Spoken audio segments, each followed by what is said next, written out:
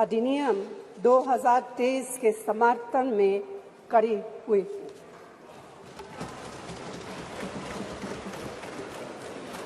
धुएं से भरी हुई रसोई से लेकर रोशनी से जगमगाती हुई स्टेडियम तक भारत की स्त्री का सफर बहुत लंबा है, लेकिन आखिरकार उसने मंजिल को छू लिया है। उसने जन्म दिया, उसने परिवार चलाया, उसने पुरुषों के बीच तेज दौड़ लगाई और असीम धीरज के साथ अक्सर खुद को हारते हुए लेकिन आखिरी बाजी में जीतते हुए देखा। भारत की स्त्री के हृदय में महासागर जैसा धीरज है।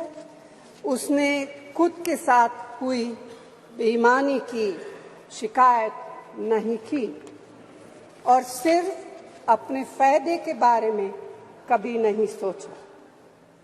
उसने नदियों की तरह सबकी भलाई के लिए काम किया है और मुश्किल वक्त में हिमालय की तरह अडिग रही। स्त्री के धैर्य का अंदाज लगाना नामुमकिन है। वह आराम को नहीं पहचानती और तक जाना भी नहीं जानती। हमारे महान देश की माँ है स्त्री, लेकिन स्त्री ने हमें सिर्फ जन्म ही नहीं दिया है, अपने आंसुओं खून पसीने सींचकर हमें अपने बारे में सोचने लायक, बुद्धिमान और शक्तिशाली भी बनाया है। अध्यक्ष महोदय, स्त्री का मेहनत, स्त्री का गरिमा और स्त्री के त्याग की पहचान करके ही हम लोग मनुष्यता की परीक्षा में पास हो सकते हैं। आज़ादी की लड़ाई और नए भारत के निर्माण के हर मोर्चे पर स्त्री पुरुष के साथ कंधे से कंधा मिलाकर लड़ी है। वह उम्मीदों, आकांक्षाओं, तकलीफों और घर गृहस्थी के बोझ के नीचे नहीं दबी। सरोजिनी नायडू, सुचेता कृपलानी, अरुणा असफ अली, विजयलक्ष्मी पंडित, राजकुमारी अमृत कौर और उनके साथ तमाम लाखों महिलाएं से लेकर आज की तारीख तक स्त्री ने कठिन समय में हर बार महात्मा गांधी, पंडित जवाहरलाल नेहरू, सरदार पटेल, बाबा साहब अम्बेडकर और मौलाना आजाद के सपनों को जमीन पर उतारकर दिखाया है। इंदिरा गांधी जी का व्यक्तित्व इस सिलसिले में एक बहुत ही रोशन और जिंदा मिसाल है।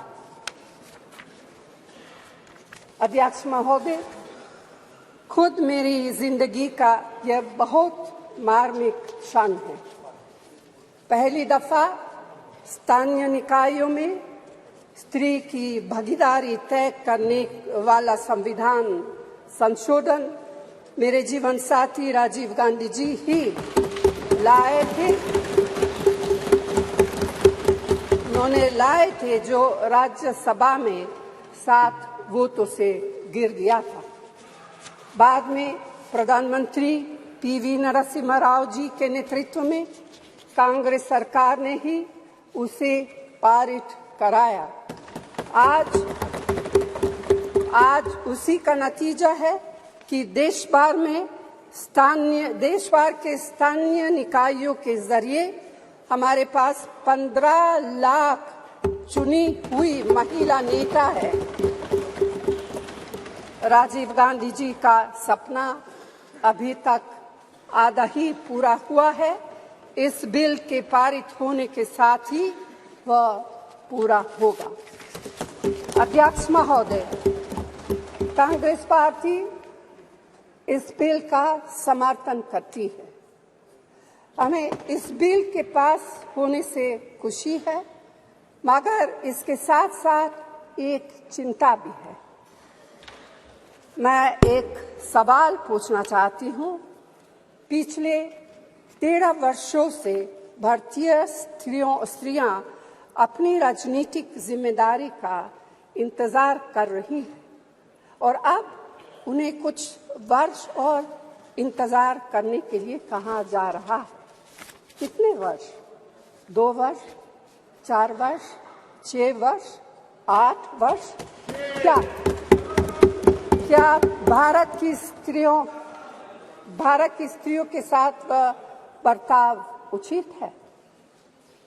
भारतीय राष्ट्रीय कांग्रेस की मांग है कि यह बिल फौरन अमल में लाया जाए, लेकिन इसके साथ ही कास्ट सेंसस कराकर शेड्यूल ट्राइब, ओबीसीज की महिलाओं के आरक्षण की व्यवस्था की भी जाए। सरकार को इसे साकार करने के लिए भी जो कदम उठाने की जरूरत है वह उठाने ही चाहिए।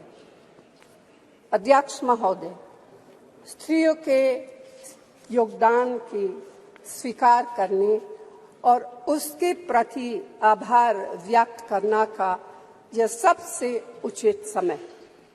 इस बिल को लागू करने में और देरी करना भारत की स्त्रियों के साथ घोर नाइंसाफी है।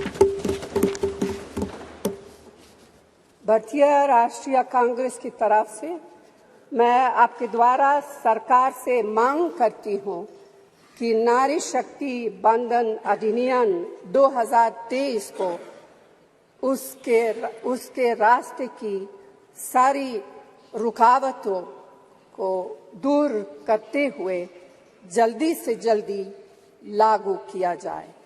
ऐसा करना न सिर्फ जरूरी है बल्कि संभव भी है। धन्यवाद।